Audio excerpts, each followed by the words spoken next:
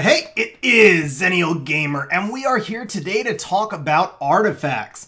This is actually the first video in a several-part series I'm going to be doing as we talk about kind of inventory management. So basically, what artifacts do you keep, what artifacts do you get excited about, and what artifacts do you just sell? Now, as far as the keep and the excited, there is a definite difference there because right now, none of us have any artifacts, and we need a little bit of a starter kit to kind of progress us into stronger dungeon teams as we move along. And then there's the ones that we want to just put on our premium monsters right away. Just can't wait to blow our mana load, and we're super excited about them. Now, before I jump into that, I'm going to ask you guys to please hear me out for the next minute because I'm going to say something that some people may not love to hear right at first, but I think it's something that's really important that we talk about. That is the fact that a lot of people are kind of frustrated by the new update. So me personally, I think it's super exciting. I've had a lot of fun. It was a lot of work to go out and test different dungeon teams. I feel like I still have a long way to go before my teams are where I want. And obviously, I'm a late game player with really good runes, so I know there's a lot of people who are struggling to get through the dungeons. So the way I view this is like Summoner's War is just a really long highway, and what Come To Us has done is built an extra 5 miles of road. We're not supposed to teleport to the end of the road. We're supposed to make our way along the road, driving at our own speed. Basically, it's about the journey, not the destination, guys, right? And I promise you, I'm not trying to sing Kumbaya stuff. Seriously. It's just, I think this is something really important that we need to think about. People are frustrated because they can't do the B12s, but the reality is we've got better drop rates on B10s today than we did on B10s yesterday. So even if you can't do B12s, you're already getting better drop rates. You got something for nothing. And then as you put artifacts on your monsters, even if your artifact runs are slow and the artifacts are crappy, you're going to farm those B10s faster than you did and work your way towards B12s where you're getting even better stuff. So at the end of the day, we're progressing faster today than we were yesterday, or at least we were before the update, and now we have something to work towards in the future. Because I know a lot of people have been frustrated with the difficulty of the new meta, but remember that once we get 2 months down the road and we have all these strong artifacts and stronger runes, these dungeons will not be nearly as hard. So if the dungeons came in easy today, then once we had all those artifacts and runes, the dungeons would be a joke. The dungeons have to be tuned to the power that we're going to have a couple of months from now, or they would just be too easy. Okay, rant done. Let us talk about artifacts. Because I know that a lot of people have been farming artifacts religiously and their artifact inventories are starting to fill up or they're just not sure what to do with them. So there's a couple of things I want to cover with artifacts. And the first one is simply, what do the different effects mean? And also, how do you know when those effects are good? In the developer's notes, when they first announced it, and it's the July 26th one at the top, when they first announced artifacts, they gave us a chart of what all the different rolls and drops could be. Of course, at the time, we didn't know what that chart really meant. Now that we've had artifacts for a few days, we're starting to understand it more, and this chart becomes very important. So if you look at the column that says default power-up, this is our power-up ranges. So think about it like a rune. A 6-star rune can have 4, 5, or 6 speed when it starts. It can have anywhere from 4 to 8 resistance when it starts. So if you quad roll speed but you have 20 speed, that rune is not nearly as good as if you triple roll speed and have 24 speed, right?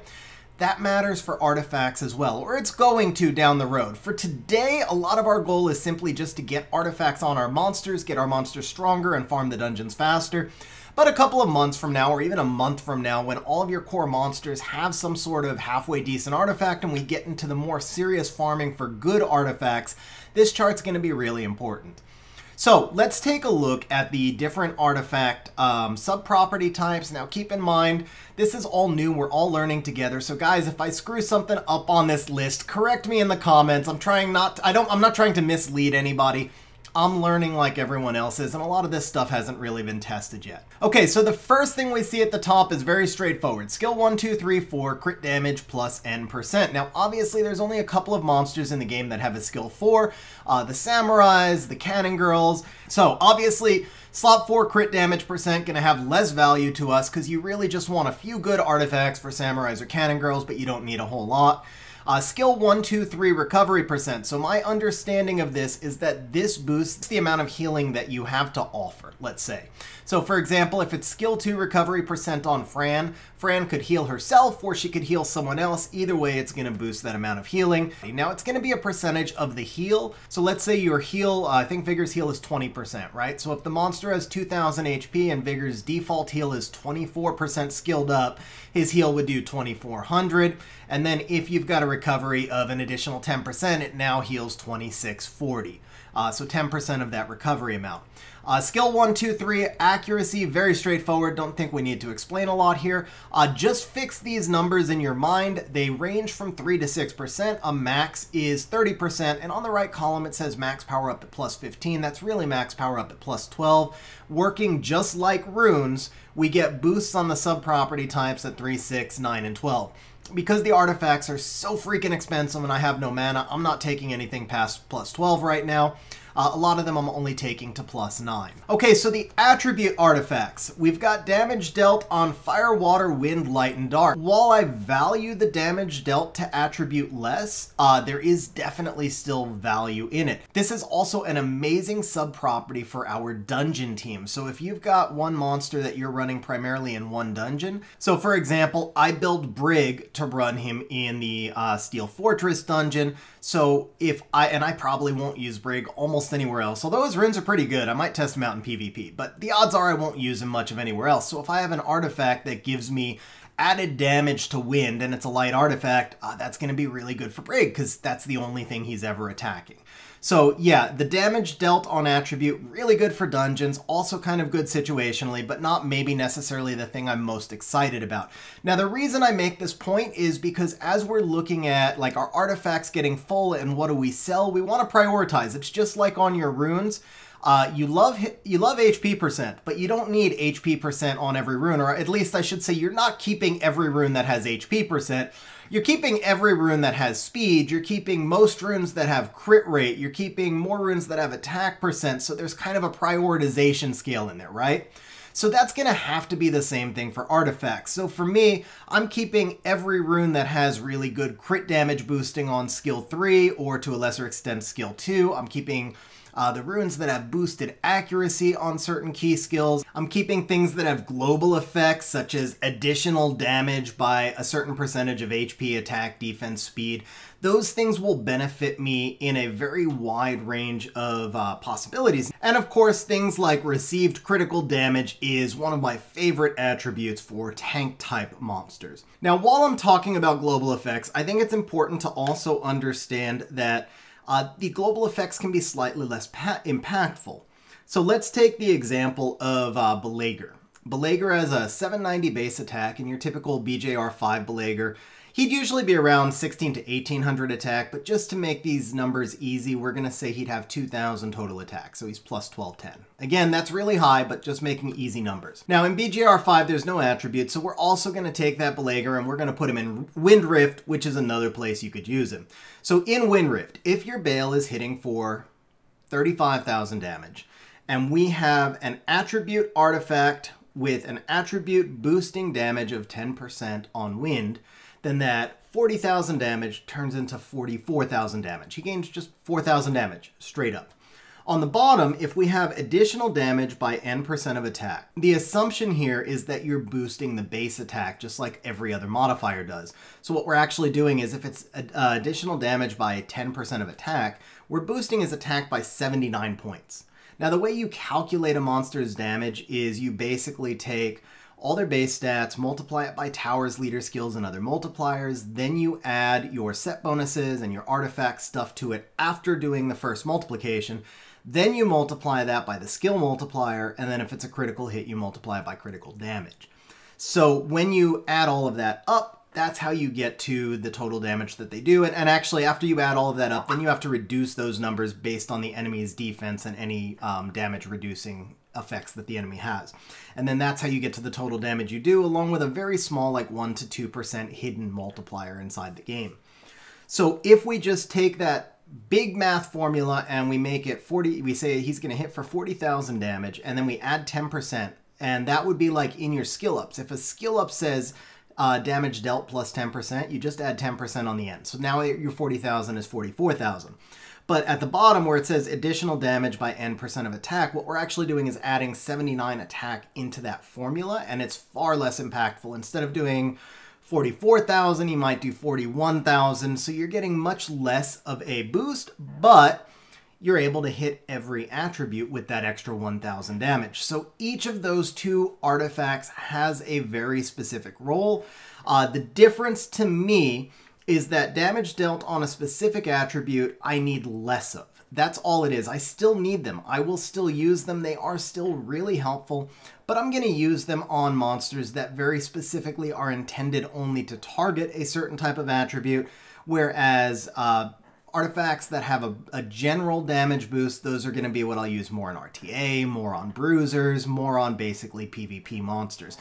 Now, as we go through some of the others, we see increased speed effects. So what this means is if you get a speed buff on you, the speed buff will be that much more effective. So if it's 10%, then instead of a 30% boost to speed, you get 33% boost to speed.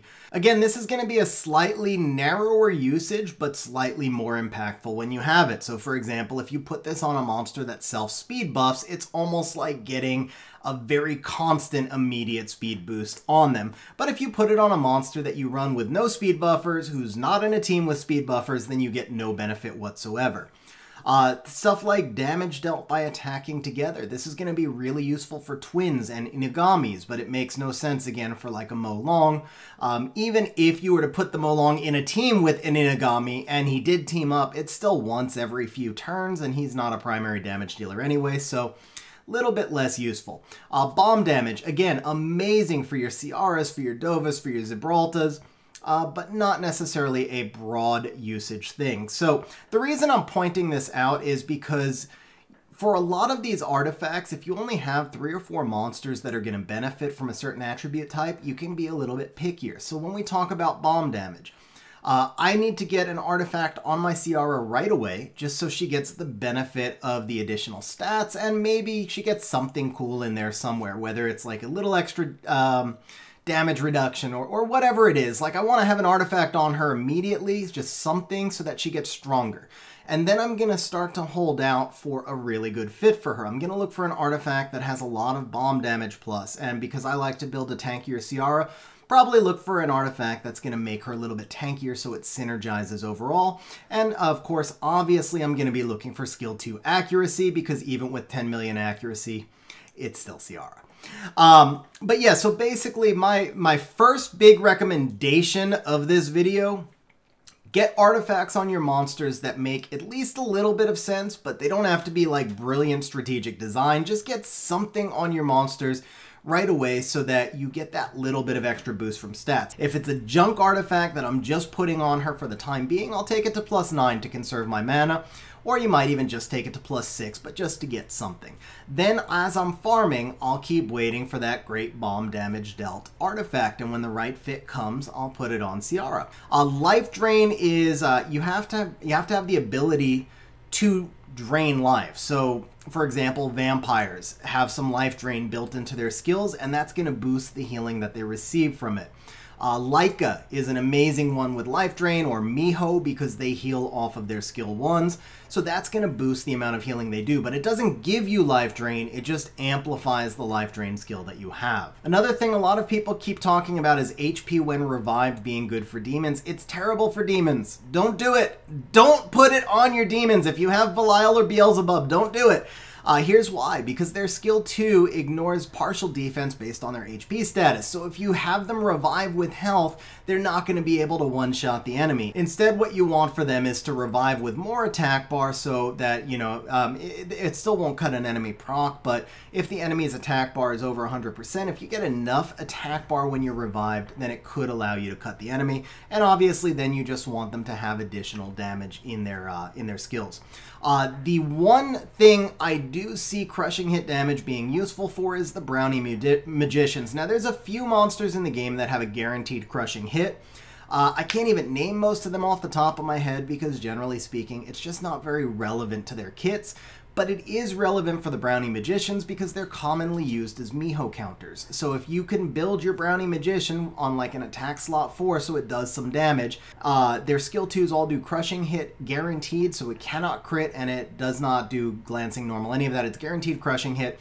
So if you can get a good artifact that's going to boost the crushing hit damage, it makes it easier for you to use them as a Miho counter. And damage boosted from reflect damage, that is actually far more powerful and far more impactful than crushing hit, but it's really only powerful and impactful as of today on a couple of monsters, and those are generally speaking LD5. So it's like Lydia and Ragdoll. If you've got a Lydia or a Ragdoll, that is going to be really, really strong for you. Other than that, there are no monsters in the game that reflect damage that are actually in the current meta.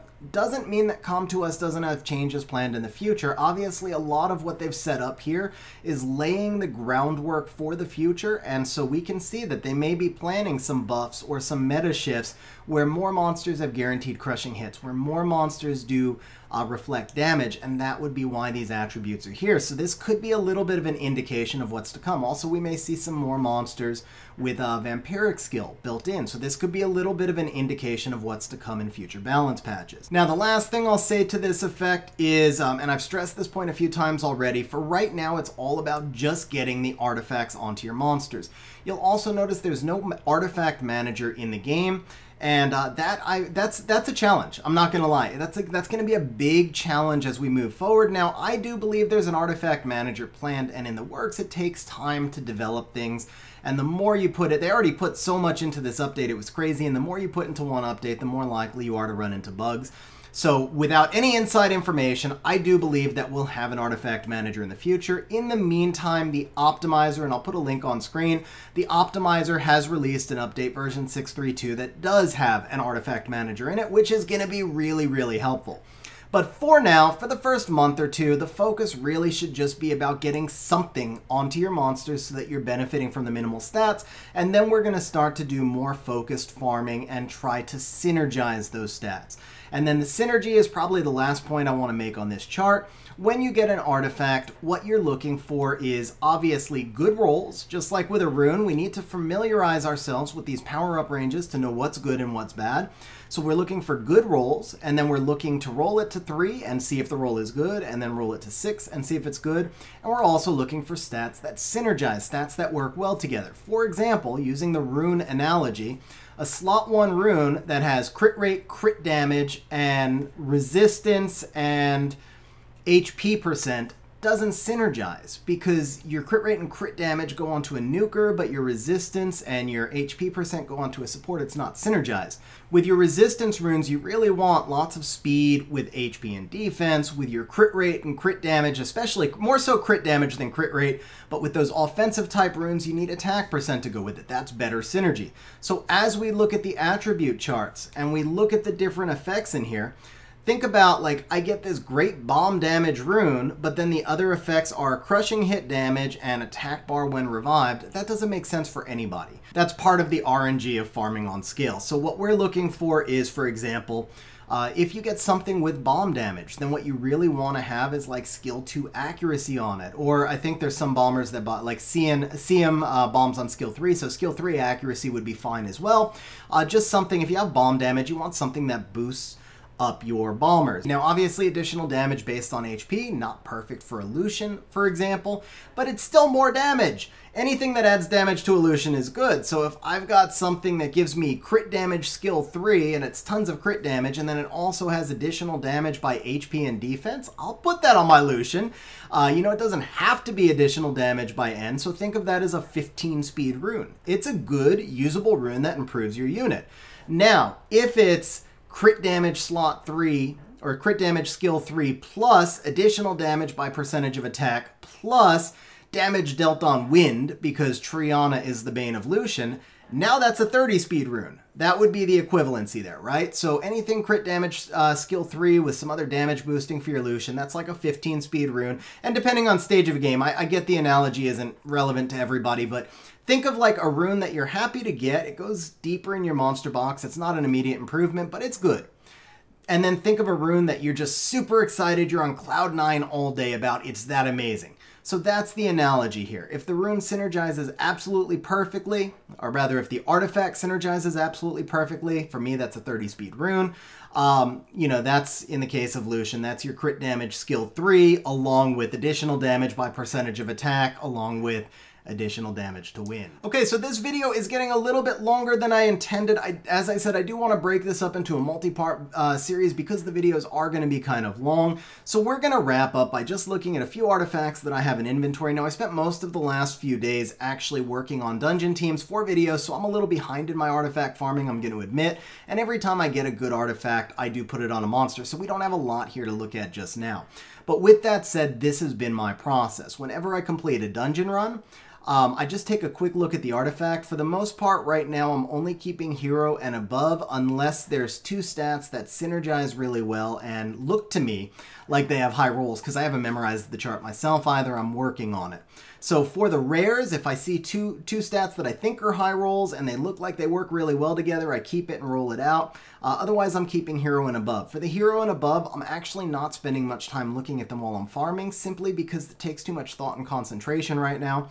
And usually when I'm farming, I'm paying attention to other stuff, working on videos or doing real life work or whatever, right? So what I do is I farm for an hour, I save everything, and then I come over into the artifact manager. And then I just look at each one when I have some time to really think about it. And then I go back and reference. I took a little screenshot of that, that page I showed you guys that has the roll ranges. So I go back and I reference the rolls to see how well it did. Now you can see I already rolled it to +3. And if we look at the stats, we see additional damage by percentage of defense, damage dealt on light, and damage received from water. So now let's think about this. This is a wind artifact, so it's going on a wind monster. Why would I ever want damage received from water? Generally speaking, water units don't attack wind units, but there's one big exception, and that is Triana. Molongs like to proc out Trianas with their Reckless Assault.